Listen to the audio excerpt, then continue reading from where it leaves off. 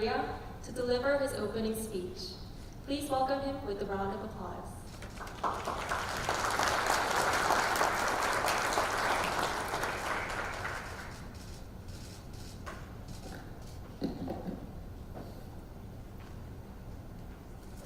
It is a great pleasure to deliver this speech in commemoration of the 30th anniversary of the Constitutional Court of Korea. I am deeply honored to offer a friendly welcome and sincere gratitude to every distinguished participant in this conference. Here, I ask you to join with us to look back on our past and open the door for another 30 years ahead. A year before my court came into the world, the June democracy movement in 1987 brought Korean people into the streets.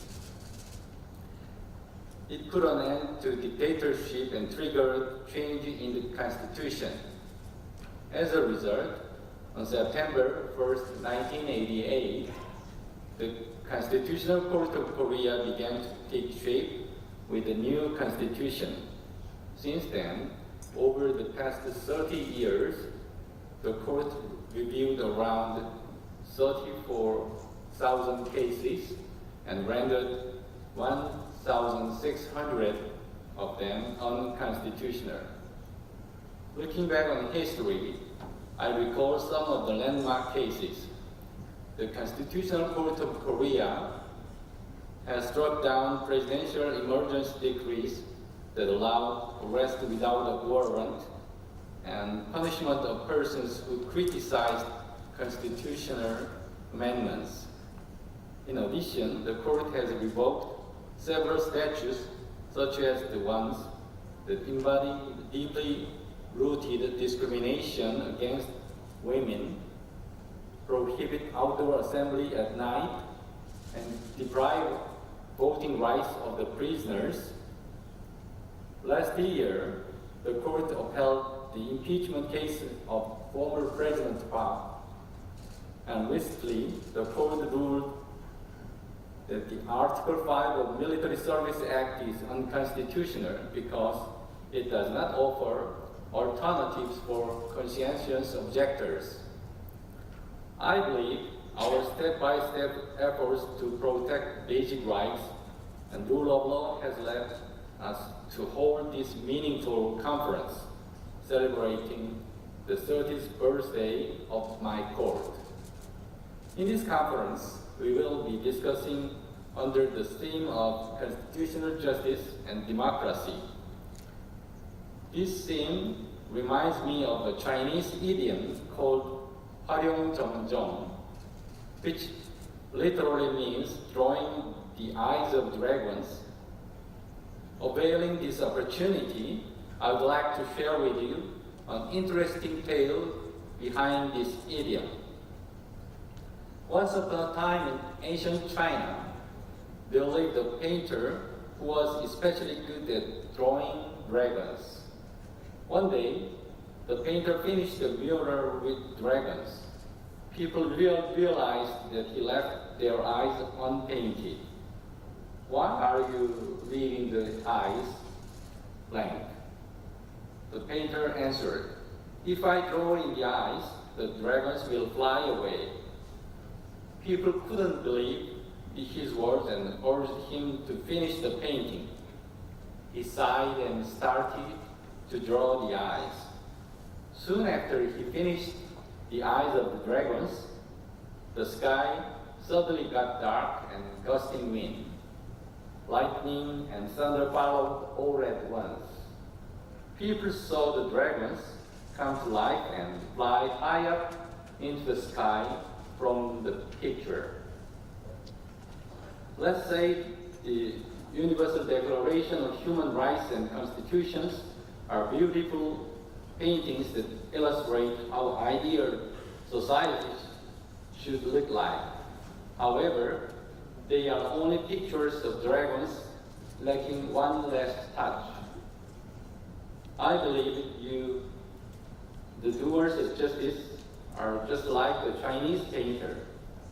I want to suggest to you today that we should be the ones who add the vital finishing touch to bring the beautiful paintings of constitutions into life.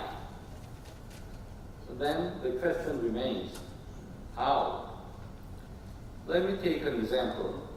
Nowadays, it is not uncommon to hear stories about the refugees who risk their lives to reach safe countries.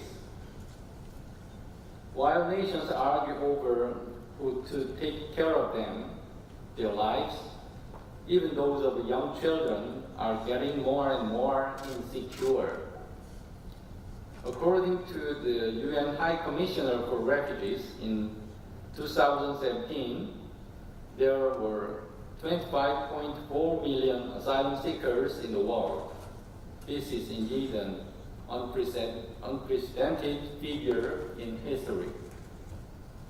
How should we solve this problem? Constitutions and international human rights norms can serve as a reliable compass pointing the right direction. For example, the Article 1 of Universal Declaration of Human Rights tells us, all human beings are born free and equal in dignity and rights. They are endowed with reason and conscience and should act towards one another in a spirit of brotherhood. Even though refugees are very different from the local people in language, culture, and appearance, we must not forget they are the same human being endowed with the same dignity. This mindset should be the very first step. Fear or racism should not come into play. Of course, expulsion or restriction on basic rights is possible under the due process of law. But those measures should be a second consideration. We all know that constitutions stipulate basic rights first, limitations next. By putting the first things first, we will be able to breathe life into the Constitution. Let me now turn into the theme of this conference, constitutional justice and democracy. Democracy is a precious legacy of human wisdom. However, when you write it down, it seems to be just a mere word of 9 letters. Making this short word into a vivid reality is not a simple task. Although democracy stands on the ground called basic human rights, by its very nature, it poses a threat to become self-destructive. Under the name of democracy, we limit basic human rights. This brings even more complex problems. In this regard, it seems that the democracy is in conflict with constitutional justice. How can we achieve unfaltering democracy? Fortunately, we have a guiding light called the Constitution. Also, to your left and to your right, we have each other who share the road we walk. We have friends who have much knowledge and experience, friends with wisdom and passion, and friends open-minded and insightful. If we take the first step with the Constitution as our guide, and if we cooperate with each other, by all means we can keep well along the road. I trust our shared efforts at this conference will show us that constitutional justice is the very last piece which completes our difficult puzzle called democracy.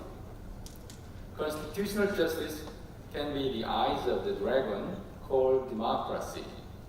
Let's together blow the wind of constitutional justice beneath the wings of democracy. Thank you for your attention.